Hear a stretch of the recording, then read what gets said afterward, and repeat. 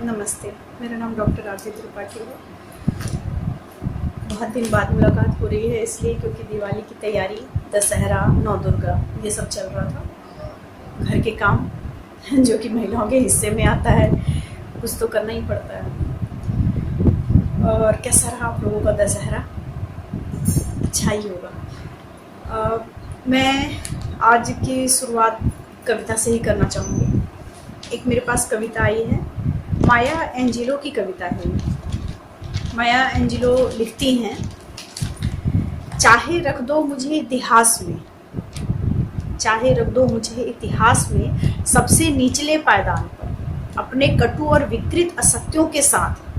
भले ही कर दो पंकिल फिर भी मैं उठ जाऊंगी धूल की तरह, भले ही कर दो मुझे पंकिल फिर भी मैं उठ जाऊंगी धूल की तरह। इतिहास की लज्जालू झोपड़ियों से निकल अपने देवना मैं अतीत से उठकर बढ़ती जाऊंगी सब कुछ पीछे छोड़कर। आतंक और भय की तमाम रातें बढ़ती जाऊंगी दूधिया उज्जवल प्रभात में बढ़ती जाऊंगी।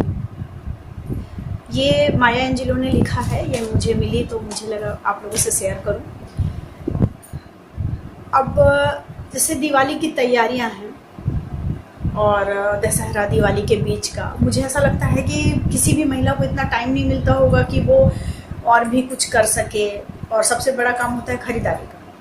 हम जिस तरीके से खरीदारी करते हैं, हम अपने आप को छोड़ देते हैं पीछे कहीं पे, कि नहीं हमें अपने लिए नहीं, घर के लिए खरीदना है, घर की सजावट के लिए, लाइटिंग के लिए और साज सज्जा के लिए, घर के ही बच्चों के लिए कपड़े हैं, बहुत सारी चीज़ें हैं, दिया, रंगोली, पटाखे, ये वो। तो ये एक खर्च का एस्टिमेट वो पहले से 4 महीने पहले से खर्च बना के रखती हैं कि दिवाली में इतना खर्च होना है। ये बहुत अच्छा मैनेजमेंट उनका होता है। उसके बाद भी उनकी जो इकोनॉमिकल कंडीशन है वो चरमराती नहीं है। वो अपने हुनर के हिसाब से इस चीज़ को मैनेज करती है। 3 महीने पहले से वो उस चीज़ को मैनेज करती चली जाती कि नहीं अभी दिवाली में तो लेना ही है, अभी नहीं लेते, ये अभी करना ही है, अभी नहीं करते। एक और है मेरे पास कविता, बोले तो मैं बताना चाहूँगी आपको। मेरे पास आई अहिल्या की है। अहिल्या के बारे में हमने सुना था कि वो पत्थर बुत बन गई थी, पत्थर बन गई थी वो।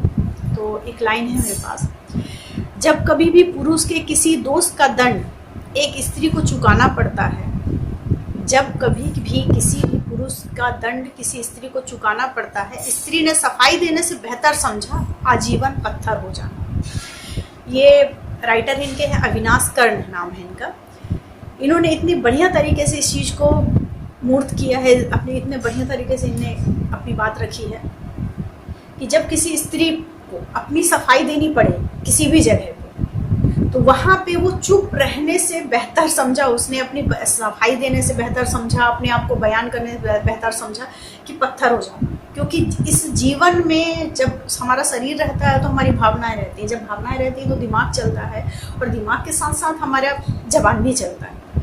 और जहाँ पे हर चीज़ में सफाई देनी पड़े या हर चीज़ में अपने बारे में बताना पड़े या अपने लिए बताना पड़े, तो मुझे नहीं समझ में आता है ये कि हर जगह आप अपनी मौजूदगी बता सकती हैं, अपने रिश्तों में, अपने परिवार में, अपने समाज में। तो मुझे ऐसा लगता है कि बहुत ही बढ़िया लिखा है कि अपने आप को पत्थर कर लेना ज़्यादा बेहतर है।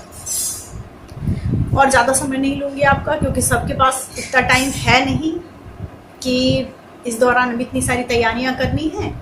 और आपको अगले वीडियो में मैं मिलाऊंगी एक अपनी अच्छी फ्रेंड से। अभी बस इतना ही।